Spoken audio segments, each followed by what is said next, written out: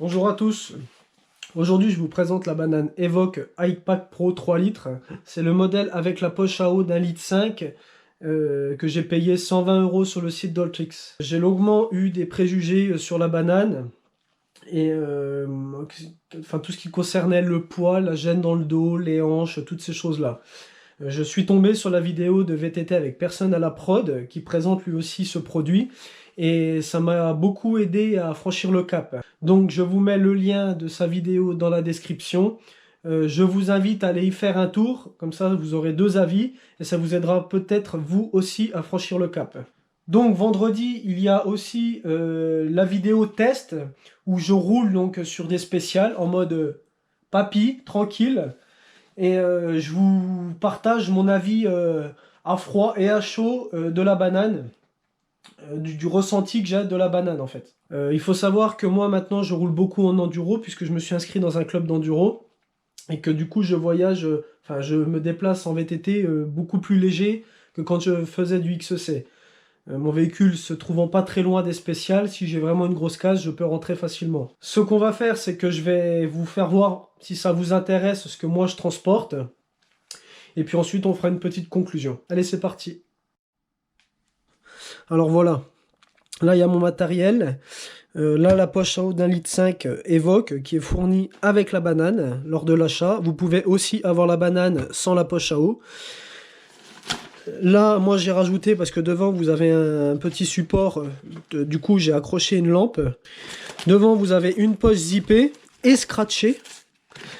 Vous avez 3 compartiments filets.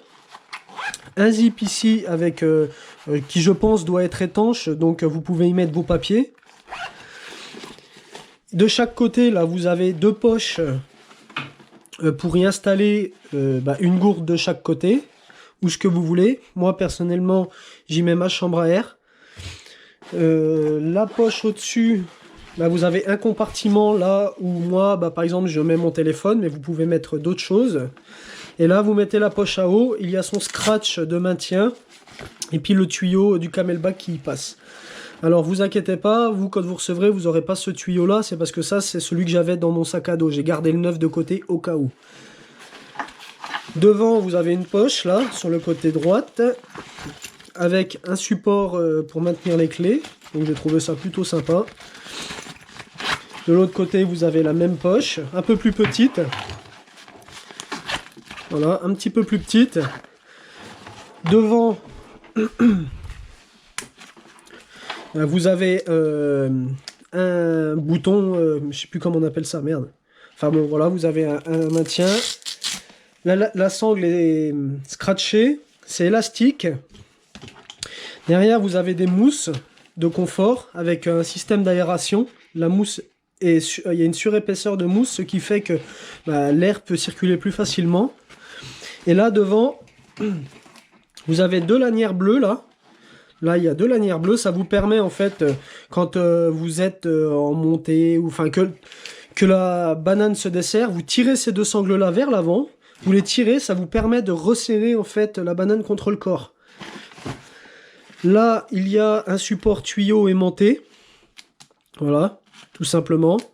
J'y ai déjà trouvé quelques petits défauts. Je trouve que ça tient, c'est très bien, mais par moment, enfin voilà, ça manque un petit peu plus de force. Alors, pour 4-5 € sur internet, vous pouvez trouver un système qui vient se coulisser et aimanter à l'intérieur. Là, ça bougera plus. Donc moi, ce que je transporte, une petite boîte avec une patte de dérailleur, hein, c'est classique, c'est la base.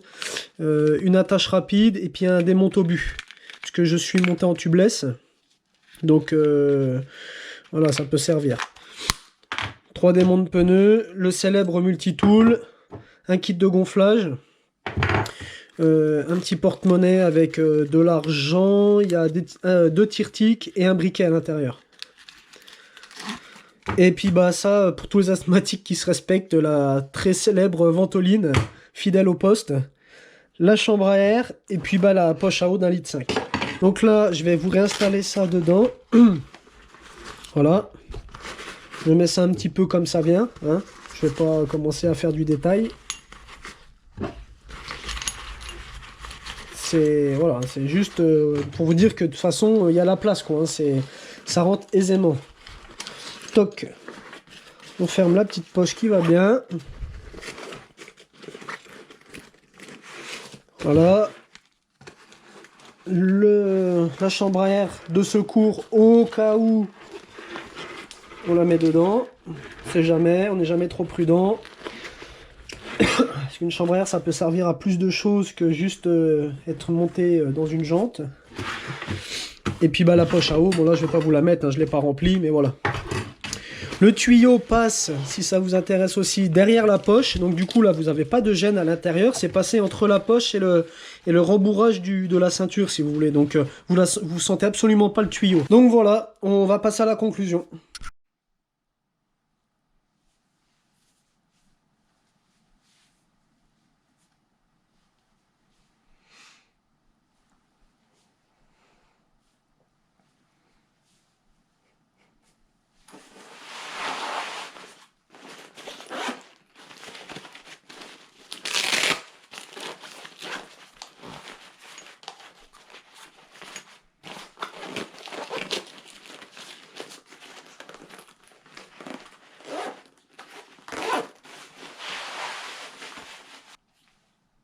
Donc voilà, bah moi je regrette absolument pas mon choix, bien au contraire.